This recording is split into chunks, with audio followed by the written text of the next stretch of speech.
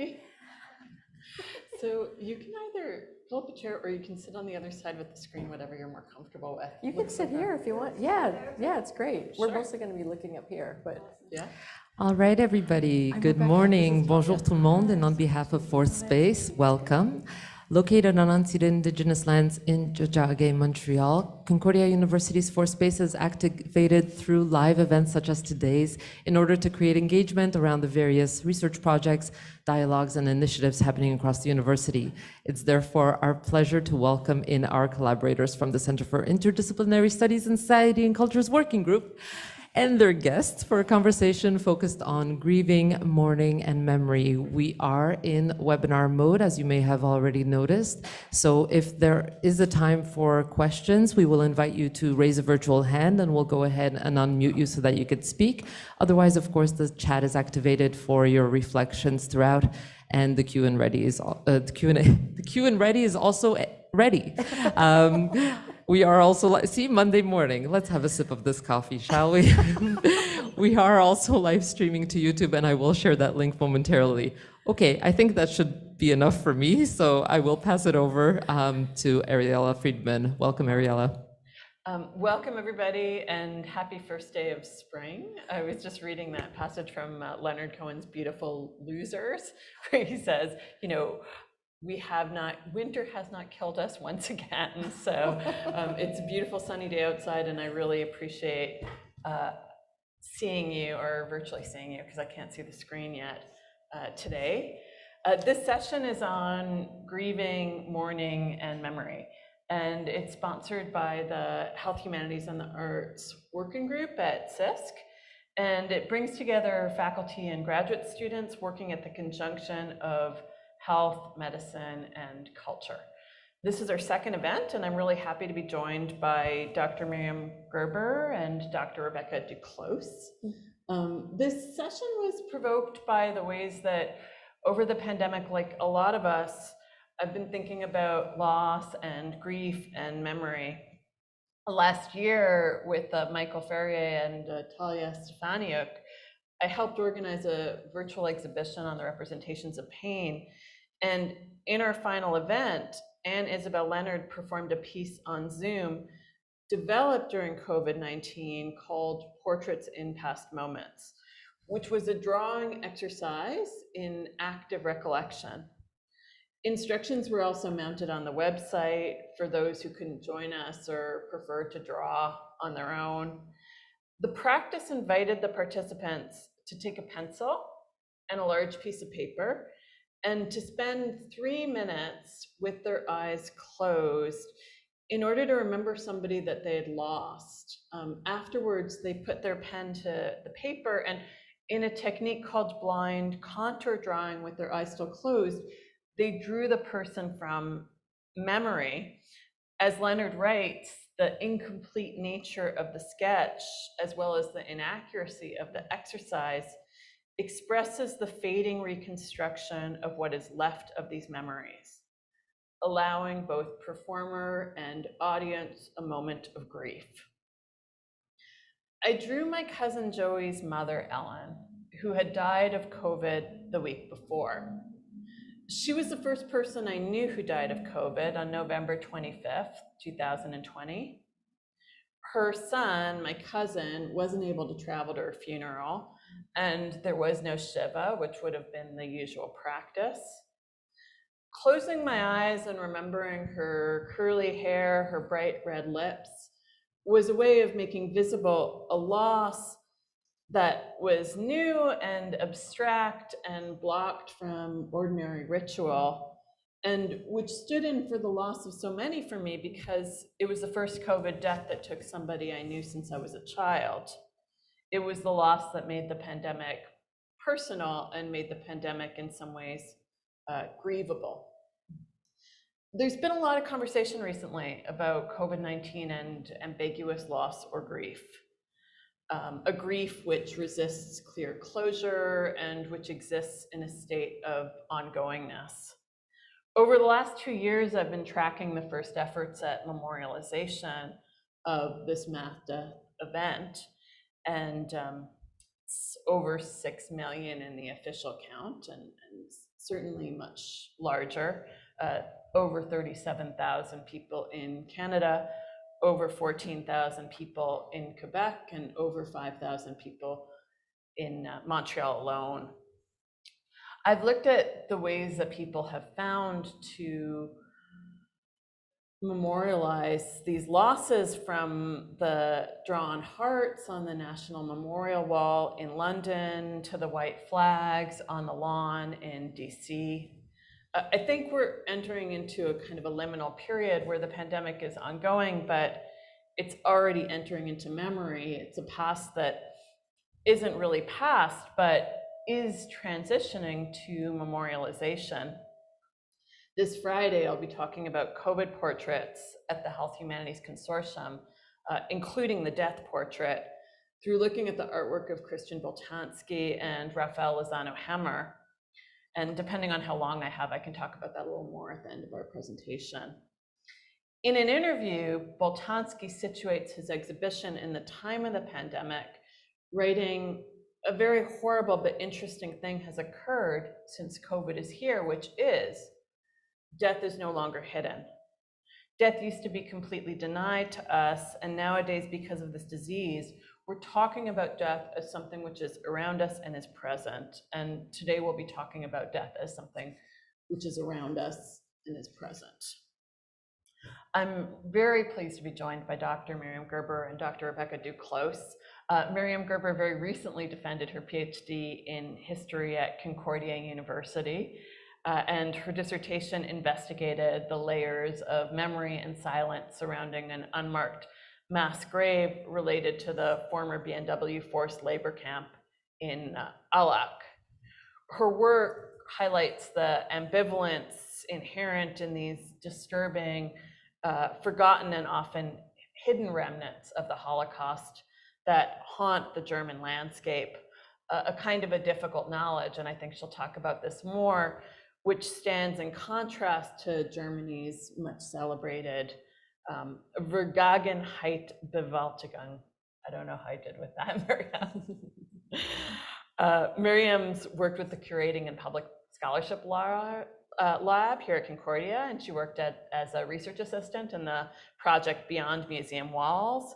She's been an affiliate at Concordia's Center for Oral History and Digital Storytelling, and her work feels particularly timely right now as we watch from a distance the new catastrophes unfolding in the Ukraine, the shelling in Kyiv beside Babi Yar, which is the site of the slaughter of tens of thousands of Jews and then later Roma during the Holocaust, and also the current slaughter in Mariupol and other Ukrainian cities.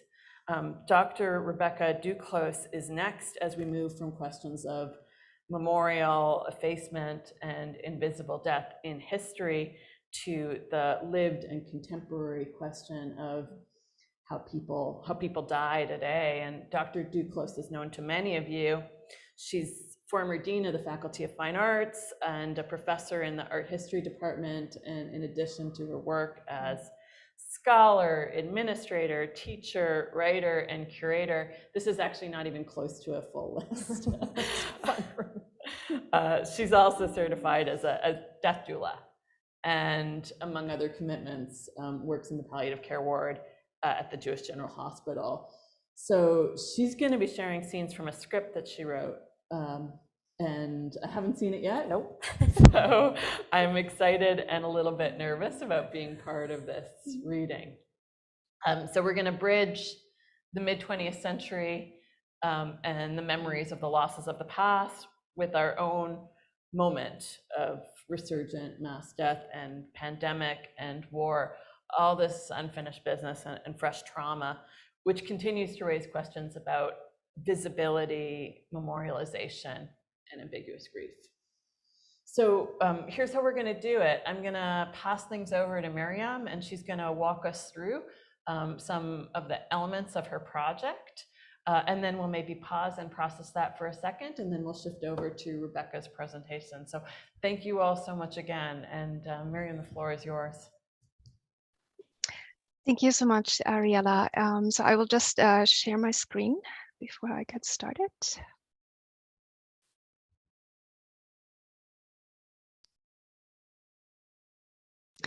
Can everybody see that? All set? Okay, thank you very much. Good morning, everyone, and thank you so much for the lovely introduction, Ariela. My name is Miriam Gerber, and before I start, I would briefly like to acknowledge that I'm currently located in Edmonton, the traditional unceded lands of diverse First Nations and Métis people, referred to as Treaty 6 territory. And I would like to express a special heartfelt thank you to both Ariela and Rebecca for generously inviting me to today's event. This is a true privilege. Thank you very much. So today I will speak about the unexpected findings of, oh no, why is it not working? Okay, here we go.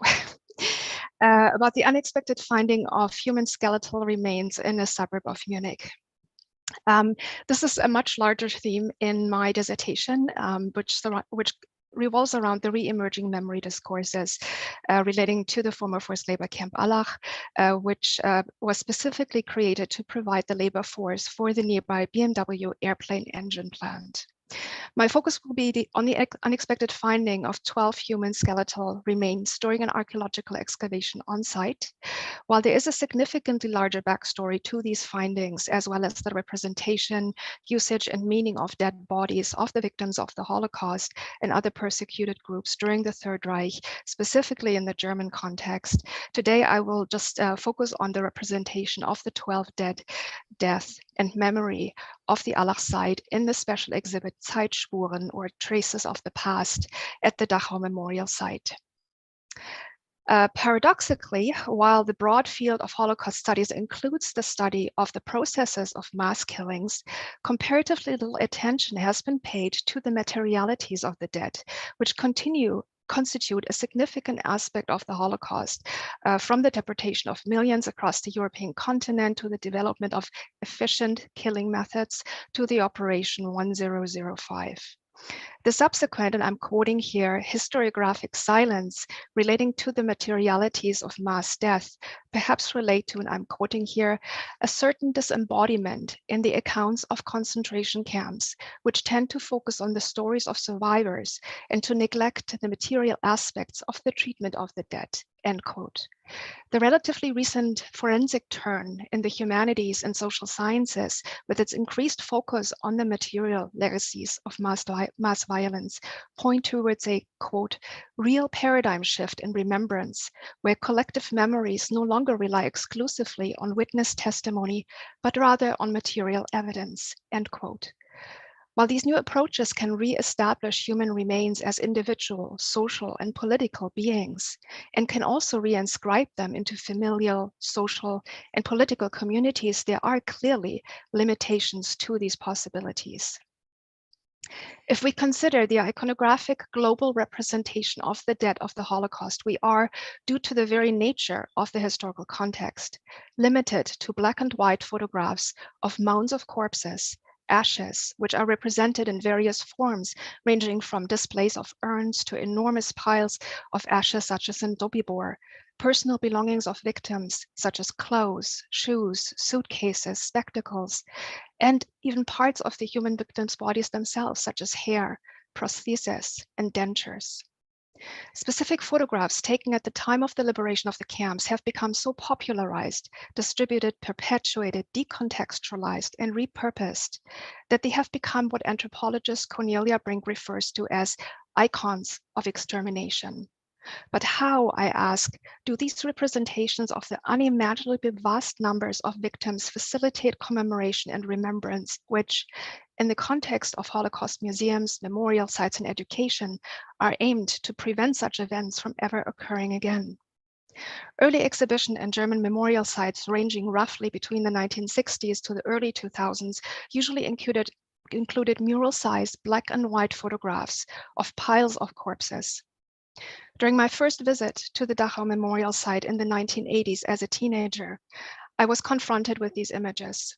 Other, likewise mural-sized images included emaciated skeletal survivors with their hollowed-out faces gazing at the camera and by extension myself, a dead individual clinging to the electric barbed wire fence, and film footage of a tractor pushing countless dead bodies into a pile and finally into a pit. I recall that I felt horror, disbelief, shame, and perhaps even a vague sense of vague and a vague and confused sense of guilt. Yet I struggled to make a personal empathetic connection. When I tried to think of an individual victim, I could only envision the black and white photographs of the dead or the survivors. When I later visited the Sobibor memorial site and stood in front of the vast mound of human ashes, and when I encountered the piles of shoes and human hair at the Auschwitz-Birkenau memorial site, I felt an overwhelming sense of sadness, which was further enhanced as I tried and failed to think of individual victims. The only images that came to my mind again were the iconographic photographic images of the victims. Here, I will provide a very brief and condensed summary of the significance of the Camp Allah to contextualize my discussion, and thereafter turn to the representation of the 12 dead of the Allah site in the exhibit Zeitspuren at the Dachau Memorial Site, and engage with the question how the specific approach to the representation may facilitate a different engagement with memory and empathy. The forced labor camp Allah was the third largest camp of a network of 140 Nazi-era sub-camps of the main camp Dachau. By 1944-45, conditions in the camp became catastrophic as a result of overcrowding, malnourishment, abuse, and diseases, so that when the US Army liberated the camp on April 30th, 1945, dead bodies, and I'm quoting, were piled up like kindling. And communal burial pits were created in the area of the so-called Jewish camp, which is the square in red that you can see on the right-hand side. After the end of the Second World War, the area of the former camp was repurposed until in the 1950s, a new settlement was created to provide a permanent home for refugees, ex-police, and displaced persons. Although corpses were removed from the communal burial pits in the 1950s, in 2017, 12 human skeletal remains were discovered unexpectedly on site during archaeological excavations, which were undertaken in preparation for a major housing development. After it was determined that the remains were not of Jewish heritage and that no evidence for mass graves had been found, the skeletons were exhumed and reburied in a local cemetery. The site now awaits rezoning permission by the city of Munich. Local memory activists have lobbied extensively for a local memorial project, which has been deemed not feasible by the city. Instead, the mnemonic and material traces of the site have been incorporated in 2020 into exhibitions in the memorial site Dachau and in the BMW Corporate Museum. The exhibition Zeitspuren in the Dachau Memorial Site offers a different approach to address death and suffering, which stands in notable contrast to other representations of the victims of the Holocaust. The specific display case, which I discuss here, is the last one in a series of 11 cases, the last one in the exhibit, contextualized with an information board on the wall and 3 monitors, 2 on which visitors can listen to audio-video recordings of survivor testimony, and a revolving list of names of individuals who have been confirmed to have died at the Allah camp. From a distance, and especially in contrast to the other display cases, which contain larger objects clearly visible, this case appears almost empty. The visitor has to approach the case and stand up close to see the content. Yet, even from a short distance, it is difficult to understand the sparse display of drawings, small items, and text. It is not until the visitor stands directly in front of the case and looks down onto the display that the content becomes decipherable. The display case contains the archaeological sketches of the findings of the human remains in situ, 1 individual burial, and 2 communal burials, which were discovered one on top of the other. The display case is divided into 3 sections, each containing a sketch and a collection of minuscule items, mainly buttons and garment hooks, and 1 small spoon. Along with each sketch and each collection or individual item, a brief label provides the notably limited information which could be gleaned from the skeletal remains, such as the age and sex of the individual, and as well as their injuries, and the specific objects which were discovered alongside the victims. While unfortunately, due to the pandemic, I was unable to visit this exhibit in person, I spent a large amount of time gazing at the image of the display case, which were made available online via a virtual tour. I repeatedly considered the content of the display case in total and zoomed in on specific segments. As I imagined myself standing in front of the case, looking down at the display, it was specifically this detail which drew me in personally and emotionally. This was a young man between the ages of 18 to 25 years who had sustained a perifracture. A perifracture occurs when the ulna receives full force of an impact when the forearm is raised to protect the face. The label does not indicate that a perifracture is a defensive wound, neither does it suggest that the injury is related to the man's death. However, we may assume that the man was protecting himself from an attack. The only trace which remained from this young man's life, humanity, and individuality is a single garment hook. The display resonated with me on two levels. The first response can perhaps best be captured in the words of author and historian Kate Summerscale, who poignantly writes in her book, The Suspicions of Mr. Witcher, how, upon reading a detailed description of a murdered child's injuries which had led to his death, provided by a physician in the 19th century, and I'm quoting here, "When I read Stapleton's words, I was reminded with a jolt that the boy had lived. In unraveling the story of his murder, I had forgotten him." End quote. I recalled that during all my conversations with various stakeholders, the findings of the human remains was never mentioned. Indeed, the focus of the conversation usually revolved on the possibilities or impossibilities of a memorial project, the financing of such a project, the responsibility for the memory of the site, and the specific interests of different parties. But nobody seemed to take an interest in the individuality of these dead. The pathetic single remaining object and the three identifying markers, age, sex, and injury, are the only surviving material traces of this individual. And it reminded me with a jolt that all of these individuals had been alive. I could imagine a person. Not only could I imagine a person, but as a mother of two sons, ages 25 and 26 years old, I immediately made an emotional connection to the specific age group of this individual. This had been someone's son, brother, friend, perhaps partner or lover, perhaps a father. Yet the absence of the identifying traces or markers prevents a direct identification. I imagined a young man not dissimilar to my own sons, and I could not help but imagine how these injuries were sustained. Furthermore, the display allowed me to contemplate the broader impact of this individual's loss and suffering. The absence which has been left behind, the years and decades throughout which a mother, a father, a brother or sister would have suffered this absence without ever receiving any information on the person's death, as well as the many other countless cases of such anonymous deaths globally at any point in time, and even just over the past 12 months of contemporary time. In spite of the muteness of the display, the soft colors, the slight blurriness of the drawings, and the minuscule size of the objects, or perhaps precisely because of it, the display resonated with me on a deeply emotional, personal level.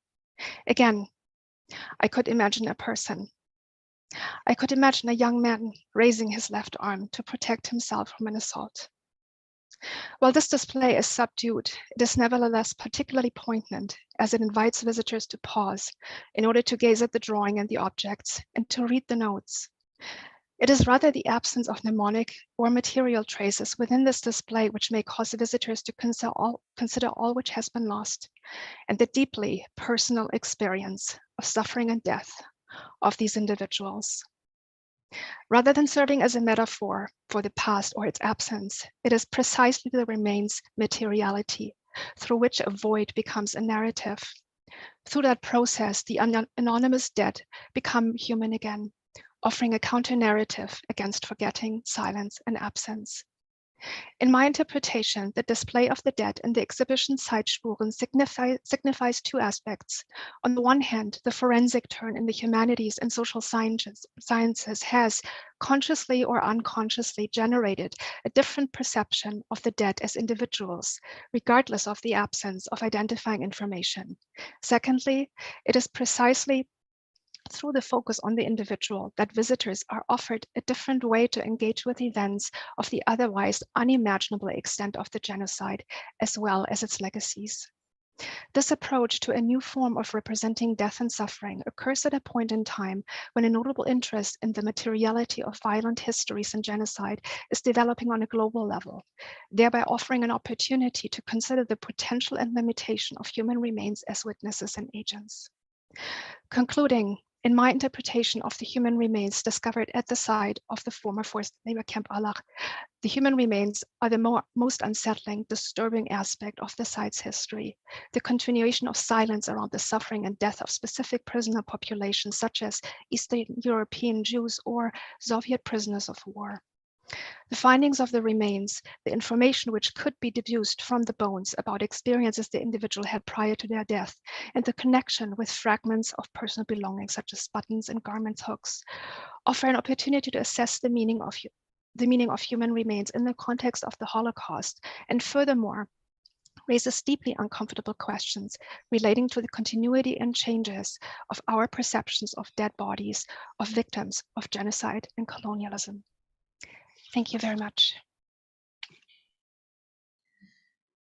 Thank you so much, Miriam. That was really moving and a fascinating presentation. Maybe we'll allow time for just a couple of questions specifically for your presentation, and then we'll move over to Rebecca's presentation.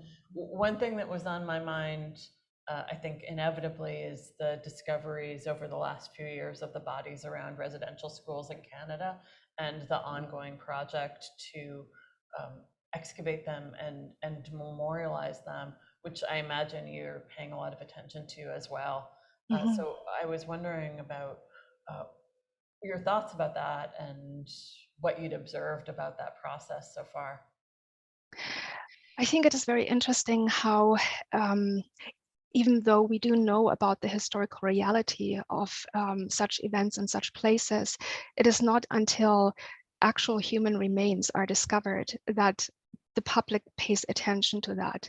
And I think that in itself is very interesting and very revealing. And even if the remains are discovered, there is still oftentimes the pushback from some sides that this cannot possibly be real, or that there has to be some sort of agenda behind it.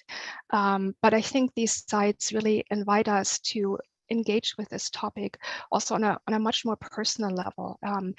I find it overwhelming to think of these numbers of dead people, but I think especially, for instance, also with the residential schools, these are individual graves of individual children with individual narratives. And in many instances, I believe the families of these children who have perished at these sites are still around and remember these children. And so I think there is an opportunity to still retrieve some of those identity markers from the memories of these families. So I think it is a unique opportunity, specifically in the Canadian context, to try to retrieve these memories and really bring them back into the public eye. Thank you. Yeah, I'm thinking specifically also just about the interruption of ritual. Like that there are ways in which people are buried, there are ways in which people are remembered, there are conventions around those burials, and the desecration of the body, it's an old nightmare. I mean, it's something that we see in classical texts and see in biblical texts.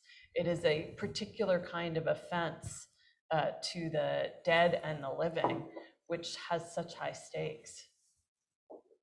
And it is really, especially in the case of the Holocaust, for example, but also in the case of the residential schools, it is not just the spiritual and physical elimination of the body, but it is also the complete elimination of everything else that surrounds the death and comes afterwards. These rituals that are meant to provide respect and honor, but also allow us as the ones that are left behind to actually cope and deal with this loss. And by stripping all that away, the victims are robbed of their humanity yet again, and those who are left behind do not have any ways left really to recapture that. And so the damage that is inflicted by stripping these opportunities, these rituals away, the impact of this loss and this injury is magnified. And I think it is also quite deliberate in a way. When you think of the Holocaust, for example, the ashes which have been strewn across the landscape so that there's not even a single just individual place where people can go and commemorate their dead. There is nothing. And to not even have that is devastating. And it really gets at the core of families and communities and cultures and what holds us together. And I think it is in many situations done quite deliberately. You talk a little bit in your dissertation about how some of your arguments are really in tension with this idea that this is something that Germany has done particularly well, like that Germany has risen to the legacy of its trauma, that it's incorporated the lessons into its curriculum, that it has memorialized the spaces and the people. And certainly there's been a lot of emphasis on that in various kind of ways. So how does your research challenge the claim, I suppose, of Germany's tremendous success at memorialization? And have you encountered resistance when you mount that kind of challenge from other scholars? My research challenges that narrative of successfully tackling this difficult past precisely by focusing on the Allah side. Local residents had lobbied for a long time that attention needed to be paid to this site, and had also a local historian had also said that there is a strong possibility that there are still human remains on site, and the city of Munich and the memorial site Dachau did not pay attention to it. And it wasn't until that very specific space was purchased by a developer, and now there was enough public attention being generated, and because of the history of the site, the developer had to conduct an archaeological excavation, and then these human remains were discovered. And so what happened around that point in time was that an Israeli expert was brought in to determine the non-Jewishness of these bodies, even though during earlier excavation, there had been Jewish grave markers, there had been a Jewish prayer book, and these individuals were buried in the area of the former so-called Jewish camp. So I'm not saying that these 12 dead are necessarily Jewish, but I think there is a strong possibility that they might be. And just the simple fact that the way how this was conducted, that the public was not informed of these findings until the dead had already been retrieved and had been forensically examined. And then it was announced that these findings had been made. And then it was confirmed that they were not of Jewish heritage, and also that no evidence for mass graves had been found. All, of course, which serves for this planned development to go forward. If there would have been any doubt that these victims could potentially be of Jewish heritage, this would have risen a major red flag for so many interested and involved communities. And the developer who I spoke to, who did not want to be recorded, but he said to me the reason why they brought in the specialist was precisely because, and I'm quoting here, they were concerned that somebody could play, and I apologize, but this is what he said, the Jewish card. So clearly, there is a considerable concern and anxiety around the identity of these dead. And the finding of these human remains was very, very inconvenient for a lot of interested parties. This land is currently still zoned as agricultural land. It will be rezoned for building purposes. Once the developer has built his development, he will make massive profits. So clearly there is a very, very strong monetary interest involved here.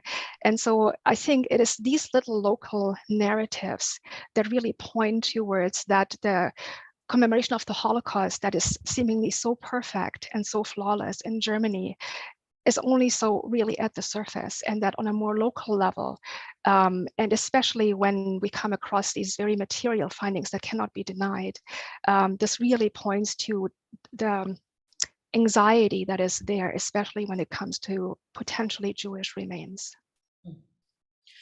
I'm thinking about not just the national desire, but the personal desire to be done.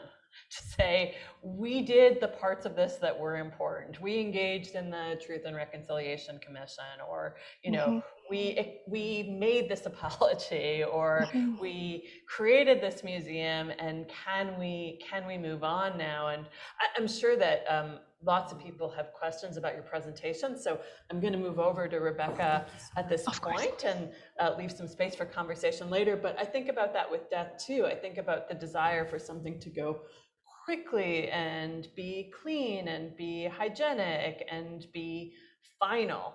And the ways that that is so often challenged through the process, through the ways in which people die and the complicated processes and spaces where that happens. And also, I suppose, through the work of mourning, which isn't in a personal sense linear either. So maybe with that, Miriam, thank you so much. We will get back to your presentation at the end again, and we'll move over to Rebecca. Thank you. Thanks, Miriam. You know, it's almost uncanny, Miriam, because I realized a couple of years ago when you were doing this kind of forensic research on the Alach site and writing your dissertation, I was in a very, very different headspace. And so that's what I'm going to talk about, but I'm interested that both of us simultaneously, without knowing it, were involved in you know, very intense and personal research, but in very different ways. While you were looking at mass death and mass graves, I was looking at a single individual. While you were in the archives and in the library, I was holed up in a cabin in Quebec. So I know it might seem like a kind of awkward segue, but I think we'll probably, you know, come back to circle at the end.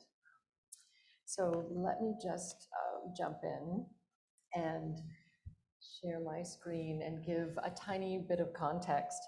And this is related also to where Ariella began, which of course most conversations begin with the pandemic these days. In 2020, when the pandemic began, I had the leave meeting of all leave meeting buttons pressed. I had finished 8 years of being a dean. And for me, this gave me a really important opportunity to finally do things that I had wanted to do for a long time, one of which was to go back to school and to take a certificate in end-of-life care as an end-of-life doula at the University of Vermont. I also was able to return to volunteer work at the Jewish General Hospital here in Montreal in the palliative care unit after 10 years of being away. And finally, my break in administrative time gave me a chance to write about this wonderful woman, my mother, Rebecca Duclos, who had died some 20 odd years earlier. And I had known that I wanted to do some writing around her death and her dying process, but I had never really had the moment or the right, I think, head and heart space to do so. So this is what the time I was afforded gave me. On the surface, there's nothing unusual about my mother's death certificate. She died in 1998. She died in Portland, Maine, in her own home, in her own bed. But if you move a little bit closer, some folks out there might notice that there's some kind of, I don't know, I guess you could say odd things. The manner of death is natural. Pneumonia often is on a death certificate for folks. But the combination of malnutrition and rheumatoid arthritis is not one that you might often see. And why I bring this up is that this is sort of one of the first invisible aspects of my mother's death, that in fact, she died from VSED, which many of you might know means voluntary stopping eating and drinking. In the 90s, and probably even now in the States, there was no such thing as MAID or medical assistance in dying. And my mother had been very clear to us 15 years earlier when she first started to see the signs of rheumatoid arthritis that when the time came and she felt that her quality of life was no longer what she wanted it to be, that she would do it herself, that she would exit the way that she wanted to on her own terms. So we were prepared for that, although one can never be really prepared. And so what I want to do is to talk you through a little bit about how I've come to really understand this decision of hers. We were very fortunate to be with her for most of her dying process, and that's what I will bring us into. So let me first set the context of where I was while Miriam was in the archives. Here's a little cabin in Quebec that I got a cheap winter rental. I got enough firewood to last me 10 days and some food that was left by my dear husband and dog.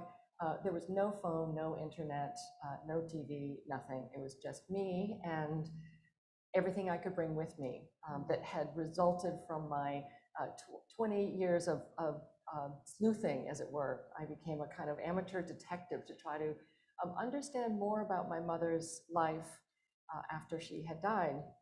And what I found was fascinating. There was a very close and tight and loving family with lots of secrets, as I'm sure some of you discover when your folks move on. There were ties with the OSS. There were secret little bits of material culture left behind that led me down pathways to find out about tragic love affairs that my mother had had when she was younger.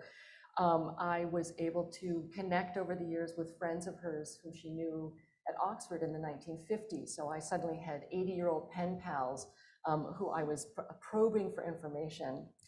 I brought her scholarly articles with me. She was a wonderful classicist, a true classicist in the sense that she worked in Greek, ancient Greek and Latin. She was working in ancient philosophy, mythology, archaeology. She was sort of a one-woman classicist. So I brought all of these things, her lecture notes, everything I could find with me to help me try to find some way into her life. What I also brought with me was a love of storytelling that, in fact, this university had really nurtured in me.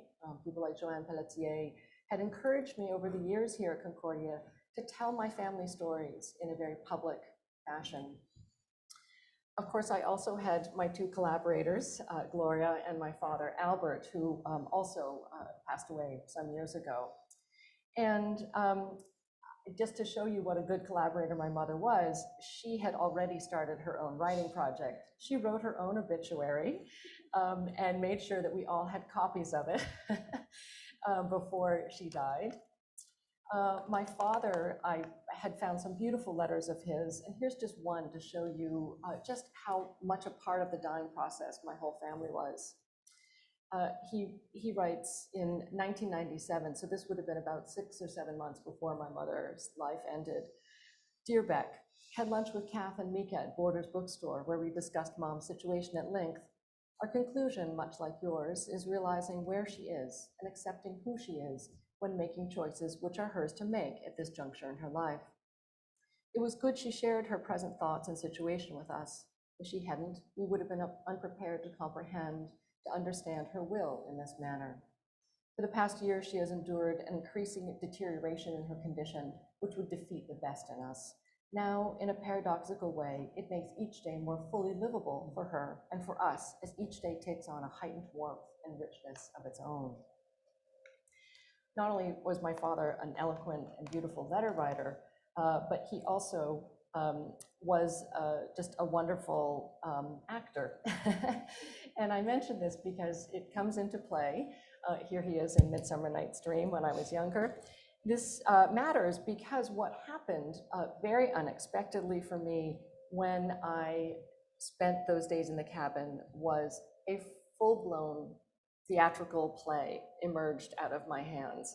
I've never written a play in my life. I'm not an actor, and I had no idea what was happening to me, but full-on dialogues were emerging in my mind. And I could barely get home from a walk fast enough to write down what was happening in my head.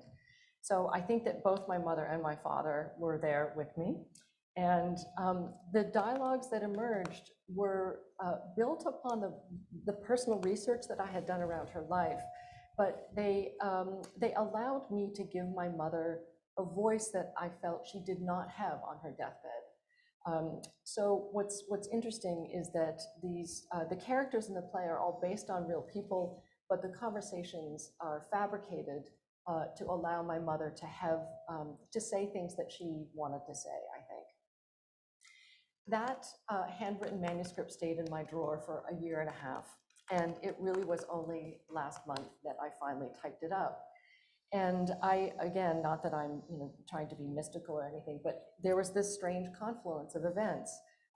The first was that I met Ariella and at one of the fourth space conversations on community health.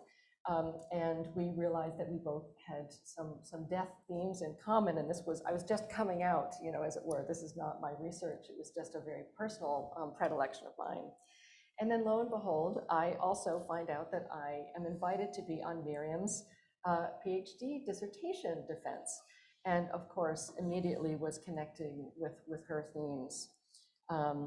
And then finally, just last week, I had the great privilege of doing a live reading of this play with some wonderful colleagues at the University of Manitoba in a research cluster called Death as Transformative Experience. So all of these things started to come together in ways that really surprised me. And to carry on with the surprise, what I've decided to do, and my two willing collaborators, Miriam and Ariella, are going to help me, is I thought that we would spend a moment today reading one of the scenes from the play together. And this is a cold reading, if any of you know about Saturday Night Live, cold read, that's what we're doing. But I'm gonna set things up a little bit for the three of us. The first is, let me introduce you to this cast of characters, most of whom you will not meet today, but to let you know who the people in my mother's life were. If this play ever moves beyond these four walls, these names will be changed, but when I wrote the play, I needed to feel real people in my mind. First of all, of course, my mother, Gloria Duclos, retired professor of classics, not yet 70, has chosen to die in her own bed. Scholarly, genteel, exhibits typical New England resolve, exhausted by decades of pain from rheumatoid arthritis. Catherine Duclos, elder daughter, mid-30s, lives in same coastal city as her parents, single mother of two young children, intense, questioning, but eminently practical. Becky Duclos, early 30s, close family ties, lives in Canada, previously studied classics and archaeology, and traveled extensively with Gloria, playful, ready to serve. Dr. Erickson, mid-50s, Gloria's primary physician and supportive of her decision, gentle, compassionate, but cautious. Laura, mid-30s, home hospice nurse, seasoned professional with a slightly new age air. Shaw Livermore Jr., early 70s, Gloria's only brother, retired professor of American history, 6'7" chain smoker with a steel trap memory, fond of sparring with his sibling, member of the Hemlock Society. Janine, late 30s, friend of the Duclos sisters and third daughter to Gloria, met during Gloria's Fulbright placement in Malawi, lives in LA. And finally, Jenny, mid-50s, Scottish, grew up as an expat in Malawi, returned in later life and met Gloria and daughters there, now lives in England. The place is Gloria Duclos' bedroom in Maine, and the time is dead of winter, late 1990s. So what I'm sharing with you now is we are going to read Act 3, Scene 2, which happens very late in the play. And I'm going to assign our roles right now. Miriam, I'm going to have you read the stage directions. And really the lengthy ones. There are some one-word stage directions that you'll see for the lines that Ariella and I will read. You don't need to read those, but anything that's longer than 2 or 3 words, I'll have Miriam read the stage directions. Ariella, you get to be my mother, Gloria. And I will play myself, which is a very odd situation, but I'm gonna try it. So as we're entering this scene, just to set up a few tiny things for you. The first is to know that Gloria was a wonderfully sophisticated lady. She was born in 1928 and loved her cocktail hour, was a very gorgeous smoker, if I can dare to say that in these days, and was just a very joyful person and loved to be with other people. In fact, this is a photograph in 1959 of my mother who's leaning forward in the chair, and Harry Avery, who is one of my 80-year-old pen pals, is laughing in the foreground. My grandmother, Evelyn Nana Taylor, is in the red dress, and in the back is Shaw, the 6'7" chain smoker, my mother's brother. There are apocryphal stories in our family where Shaw would come to visit us. We would all have dinner late at night, and then the kids would be put to bed, and then my dad would tuck us in, and he would go to bed, and we would wake up the next morning, and my mother and Shaw were still at the dinner table talking about politics, life, philosophy. So that's necessary to know. She and Shaw in the play have a series of very dramatic dialogues together, uncovering parts of their family history. A couple last things. My mother was a beautiful writer, and as I said, a very talented scholar. She wrote very often on the character of Dido. She loved the Aeneid and was just a beautiful writer, particularly around the similes in the Aeneid. She also, she did a lot of work in Greek, but also in Latin. She wrote extensively on Catullus. And Catullus 11 is mentioned in the scene that we're about to read. And if any of you don't know, Catullus could be a very naughty boy. And there's some pretty raunchy scenes in a lot of Catullus poetry. Finally, on the Latin story, you also need to know that this is very surprising that I got an A- in the only Latin class that I took, because I was terrible at Latin. And this comes up as well in the scene. So with that, the last thing you'll find out is there's a mention of the cathars, particularly the word endura, which my mother and her physician, the scene before this one that we're about to read, they are talking together about the tradition of the endura, which is a form of sort of ritualized suicide that the cathars deeply believed was acceptable when one's life was no longer worth living in a person's own mind. So I'm going to have Miriam set us up just so that we can all picture where we are in my mother's bedroom. So this is the scene, the description at the very beginning of the play. I'll have Miriam read this, and then we'll jump into Act 3. So Miriam, over to you. Okay, thank you. Just to clarify, Rebecca, I'm sorry. So I'm reading the setting and at rise. Say that again, Miriam? So I'm reading both the setting and at rise. Yes, exactly. Okay, thank you. Act 1, Scene 1, the setting.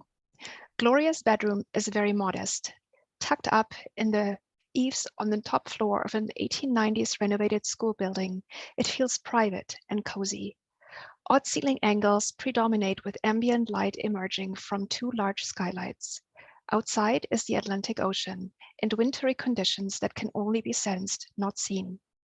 There's a single entry. A closet door is blocked by a fold-out cot stashed in the corner. The interior contains simple New England furniture, an imposing secretary, a worn kitchen table used as a desk, a Shaker-style bureau with antique glass mirror, a 19th century single bed sitting high off the floor. While the furniture is understated, the decor is elegant and inviting. Persian carpets line the floor. Along with a number of artworks, shelves of well-worn tomes cover all available wall spaces. Books are stacked on desk and floor, while small ancient figurines line the desktop and secretary. The bed is a cloud of pillows and duvets. A bedside table. Oops. Sorry. There you go. Okay. A bedside table has flowers, a small water pitcher, and some medical paraphernalia on it, but there are no tubes, wires, machines, or other devices present. 2 ladder-back chairs are stored neatly by the bedside. There is no overhead lighting, only warm, incandescent lamps. At rise, Gloria sits upright, feather pillows propped against the pronounced headboard. Her frame is weakened but vital. Mid-afternoon, snow-bright light refracts through the skylights. She's alone, eyes closed, almost immobilized. A gentle knock is heard. And then I'll have you read again, Miriam. Okay. Act 3, Scene 2, setting. Gloria's bedroom, later the same day. Evening approaches. At rise, Gloria is alone in the room, fidgeting and helplessly trying to move her body in bed. The door cracks open. It is Becky, peering in to see what all the commotion is about. Oh, Mom, you're up. Up is optimistic. Can you help me, dear? And Miriam, you can read the stage directions. Just on the Becky clasps her hand under arms and hikes her upright. Upsy daisy. I can see the virtue of those hospital beds, but it wouldn't go with the decor. Becky is laughing, getting pink mouth swab ready. God, no. Open up. Here comes your lolly. Trying to stay lighthearted while swabbing out her mother's mouth, letting her rinse, applying lip balm, instinctively reaching for the pitcher of water to pour a glass, offers it to her. It's cocktail hour in the infirmary. Becky is still offering her the glass. That's right. Just imagine this is a martini. I think I'll try a real one. A martini? No, a proper drink for a woman of my age and stature. I'd like a Manhattan, please. Becky is putting the glass down. Fake smoking, but real drinking? Way to go, Glow. Darling, I talked to Dr. Erickson about my Endura. Your what? My Endura. I'll stop drinking completely tomorrow. No more enduring the slowness of dying, but before that, I thought I should try one last time, to celebrate. Becky is trying to be funny, but knows what this means. A drink to end all drinks? In a manner of speaking, yes, my love. Becky pauses, not sure what to do. Gloria, matter-of-factly, expectantly says, Well, go on your way. You know how I like it.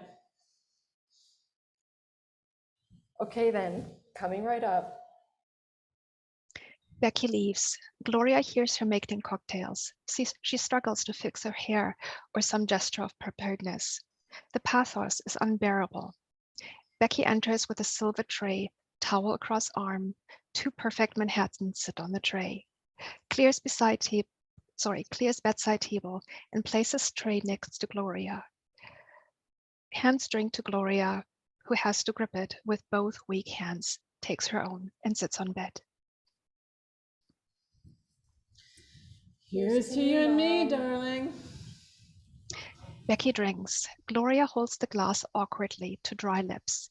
Her face trembles, lips puckered. She sighs, tries again. Becky puts her own drink down, reaches out for her mother's glass, places it back on the tray reluctantly. Your cheap date, Mom. That's what Laura said. Well, she ought to know. I'm sorry, Mom. It was such a great idea. It does tell me something anyway. What's that? That I don't have many pleasures left. They each drop away. Then I'm free to go. Gloria closes eyes, breathes. Becky reaches over, takes a long drink of her Manhattan.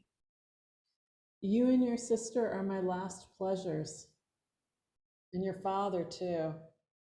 But I've already spoken to him. I need to tell you something while I have energy, dear. It's what I said to Dad and what I'll say to Kath. You understand why I've taken this path? I do, Mom. I know this isn't easy for you. I think it's harder for you. Dying slowly is harder than I thought. That's why I want to hasten things. No more fluids. And I'm going to have to do this alone, Beck. No blood ties. Just Laura in the end. That's what Dr. Erickson and I talked about. Dad knows. And he knows where all my papers are when the time comes. What is this? Is this the last conversation we're going to have, Mom? It sounds so practical. This isn't supposed to be how it ends. Gloria, with weak arthritic hands, stroking her daughter's hair after she collapses under her mother's bed. Oh, dear. I'm sorry, Beck. I'm so sorry. I've been letting go with everyone else, but with you, I've relied on you for so long now. On each other. We've relied on each other. We have, haven't we? Mom, I don't know what a last conversation is supposed to look like, but I'm so at a loss. We've rehearsed this idea for so long now, but when it's actually here, it's fucking me up, Mom. It's really messing me up. If I love you, I'm supposed to let you go, but because I love you, I want you to stay in my life. Shaking head, realizing the paradox. It's so selfish, isn't it? Just listen to me. I need you, therefore you have to live for me. How did this become about me? It's your death, your choice. Gloria mumbling something in Latin. Becky wiping tears. Mom, is that from the Aeneid? Dido on her funeral pyre?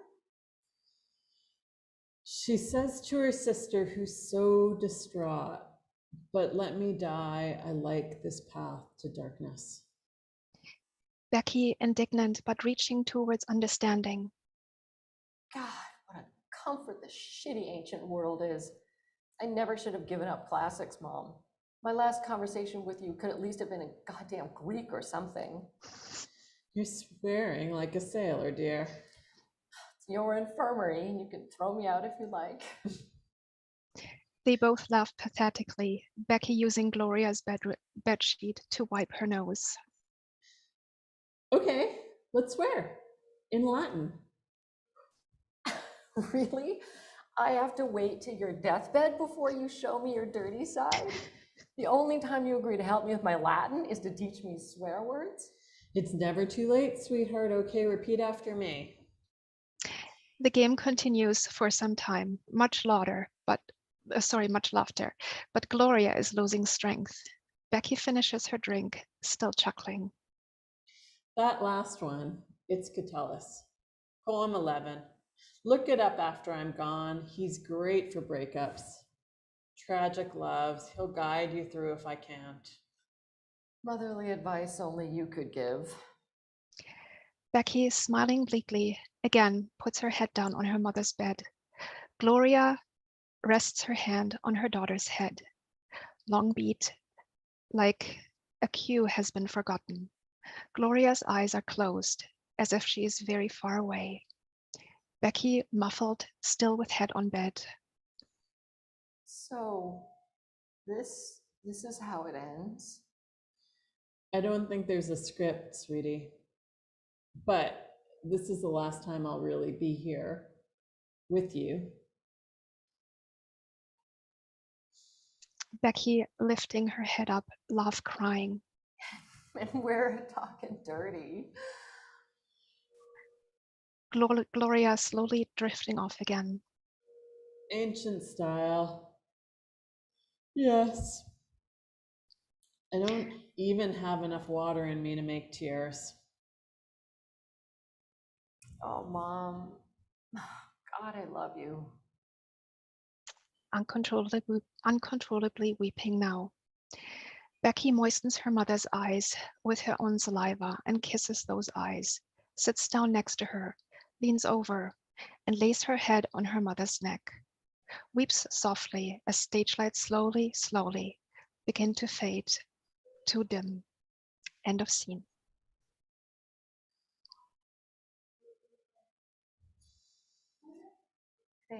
Thanks, ladies. How did that feel, Rebecca? It's almost like an out-of-body experience. This is what happened last week when we read a couple of different scenes with the group in Manitoba, and it was just profound to hear this actually being brought out into somebody else's body. But it feels good. It feels strong, and it feels cathartic, and it feels like Gloria is having a way to make her death less invisible, and to make the dying process one that is really quite beautiful. Yeah.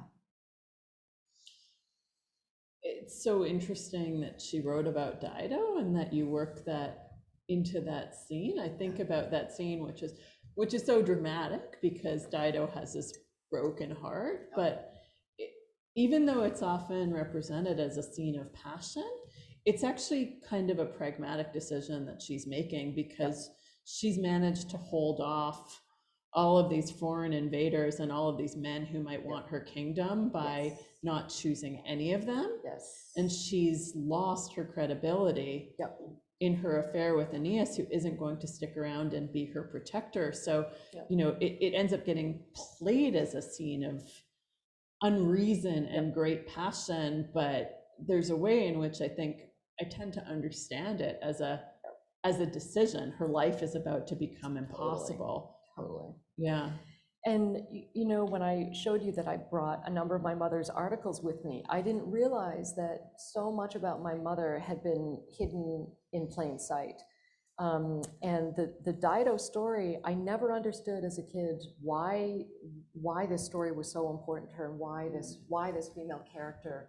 I mean, it's almost like she had this bond with her, and I couldn't understand it until I started to read these articles. And one that's very interesting, the Dido is Triformis Diana, she actually looks at 3 similes that Virgil uses to describe Dido. And the first one is as the kind of virginal Dido compared to Diana, you know, the huntress and, you know, powerful and strong. And this is when she falls in love with Aeneas. Then Virgil uses another simile and compares Dido to Hecate.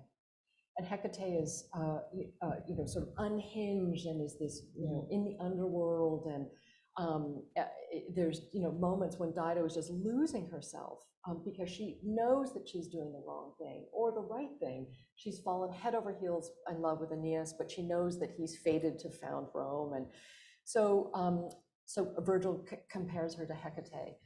But the last simile that Virgil uses for Dido is in the underworld when she has now tragically killed herself on the funeral pyre. She's in the underworld, and her former dead husband is in the distance somewhere in the underworld. And Aeneas, who's still alive, you know, because he's a hero, he's allowed to go to the underworld and then come back to the world of living. Meanwhile, Dido is there forever. They confront one another, and Aeneas is begging her to forgive him. And she blows him off. And instead, Virgil says that she becomes, her third aspect is like Luna, this beautiful moon in the night. And she, in my mother's words in this article, redeems herself and returns to her husband Zacchaeus and is kind of comes full circle and becomes whole again. And I mean, I think that was my mother's story. She, as I said, had these tragic love affairs that ended very badly. I think she experienced many of the same traumas that Dido did. And somehow the desire for her own death was in her mind a kind of Luna type resolution.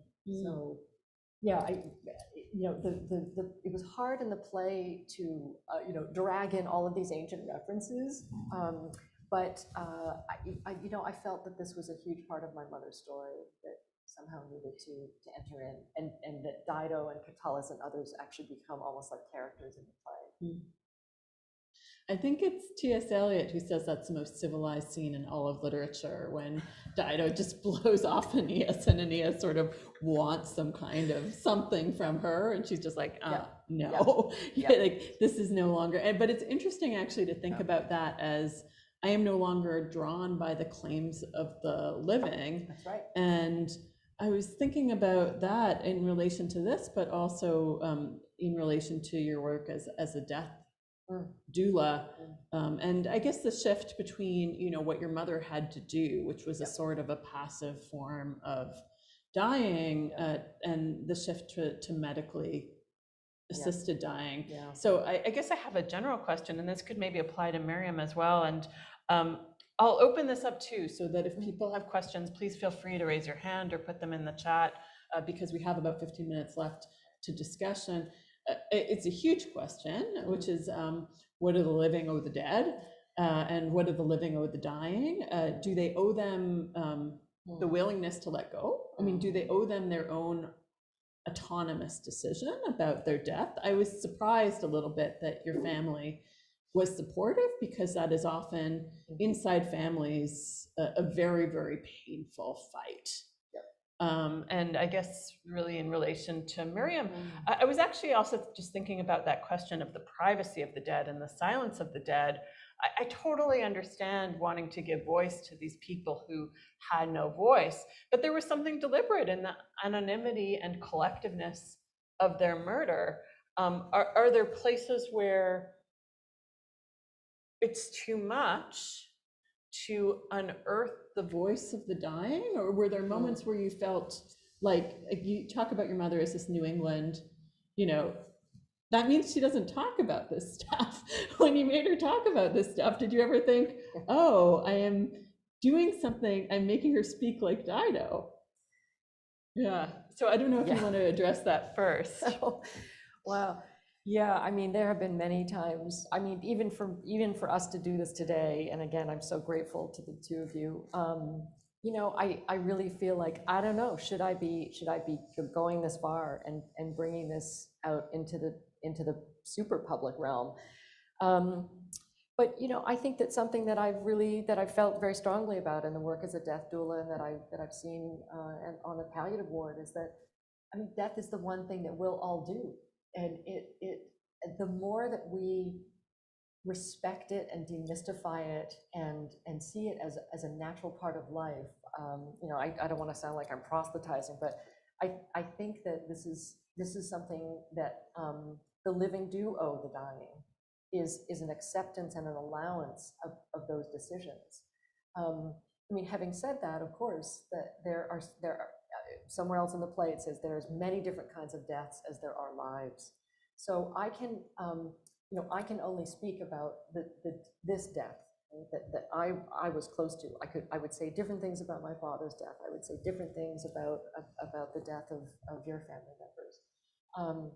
So, you know, this is just one way to speak or to have narratives occur. And I think what's so interesting about what Miriam has been looking at is, you know, museological ways to try to give voice to the dead, especially for those who really never had a chance to speak. And how, you know, what means do we have at our disposal? We have material cultures, we have witness testimonies, we have stories, we have, you know, every scrap can become something, but there always has to be this interpretation. And that's, you know, that's our job, and that's a huge responsibility. So I don't take it lightly, and I know that Miriam doesn't take it lightly. But yeah, Miriam, so I would love to hear what you're thinking about in terms of how you become a kind of conduit for some of these narratives yourself.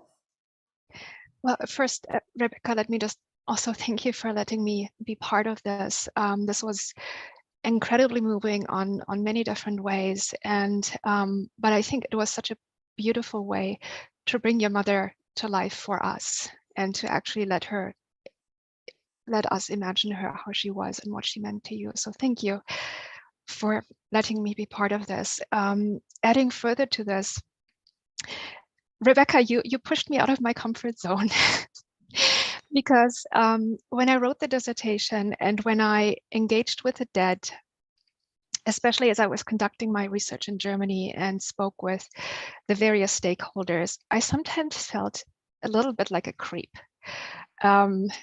Even when I spoke to the forensic anthropologists who had actually examined the bodies, who were very, very hesitant to even speak to me. One of the anthropologists said to me in a side note, well, I don't know what you want. We all know these were horrible places. And, but the more I engaged with initially before the exhibit was put together in Dachau, I initially only really had the list of the injuries that were associated with each individual one of these 12 dead. And I spent a lot of time poring over it. And what really stuck with me was that everybody was so hesitant to make a connection between the injuries of these individuals and their death. And even though I understand forensically that there are a lot of ramifications to making that judgment call whether or not an injury led to death, but I think ultimately what is crystal clear from these injuries is the suffering of these individuals. And I think we have today, and perhaps some people may disagree with me, but I think we have firmly established just the unimaginable number of people who perished through the Holocaust, not only the Jewish victims, but many, many, many other victim groups. So I think we do not necessarily need these overwhelming, horrifying, traumatizing images anymore.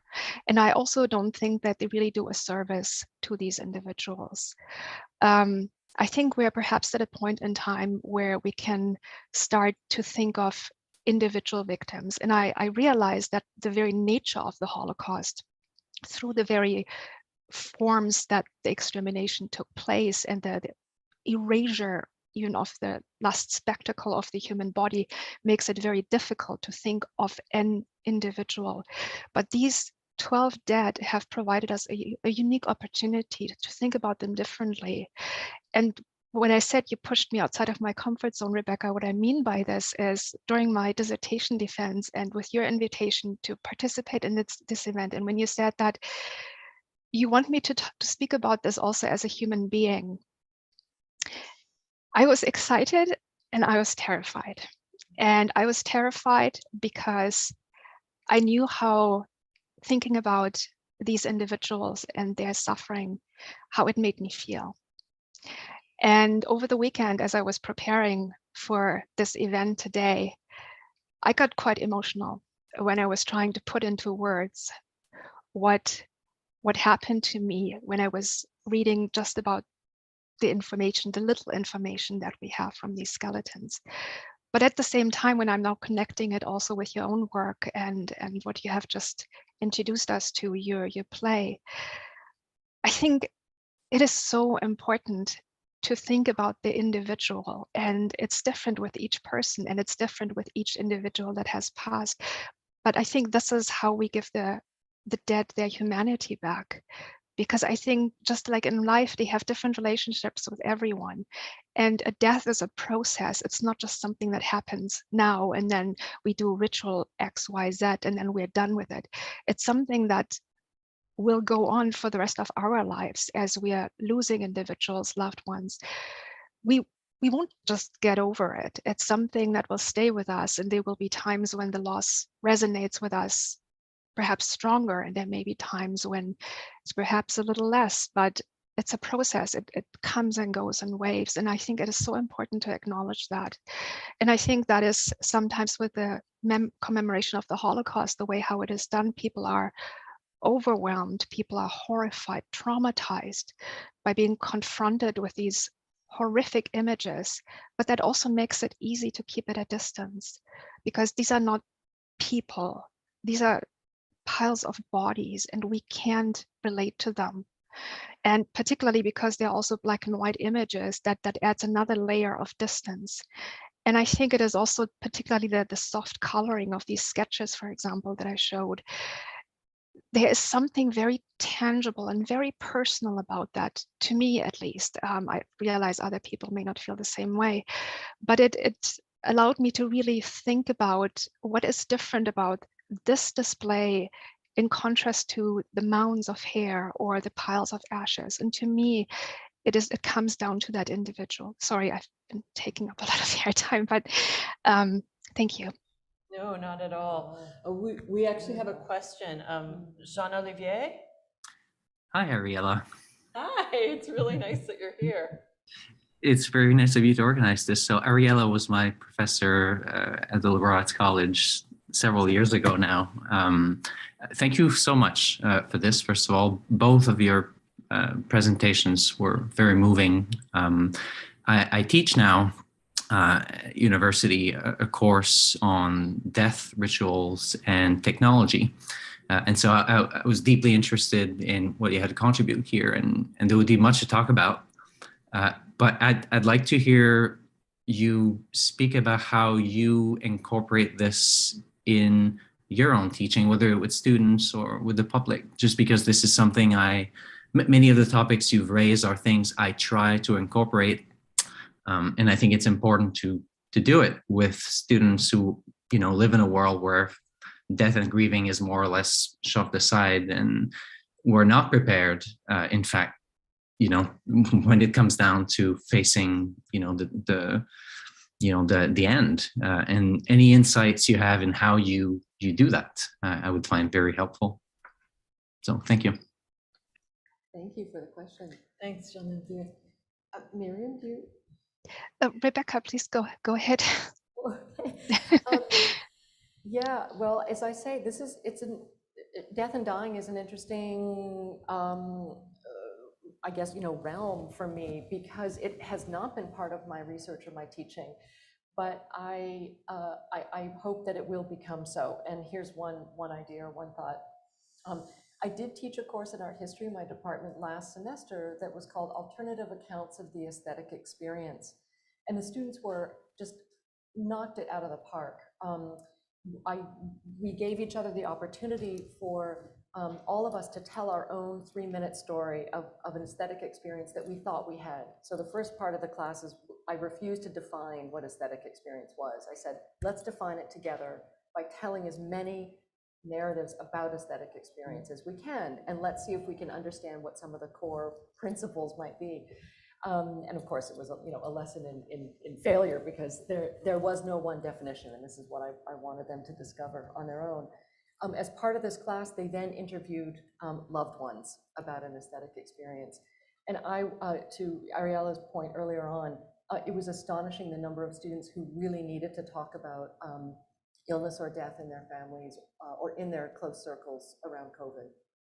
And what this made me realize is that I thought that I needed to go one step further, and the next time I offered this class was to actually look at alternative accounts of the aesthetic experience around death and dying. So that will be somewhere in my schedule in the future. And if students are excited to take that, which I hope they will be, we will be telling some more stories and allowing people to find their own language around these experiences. Miriam? I think that is a very thoughtful approach, Rebecca. I don't have the many years of experience that you have with teaching and engaging directly with students.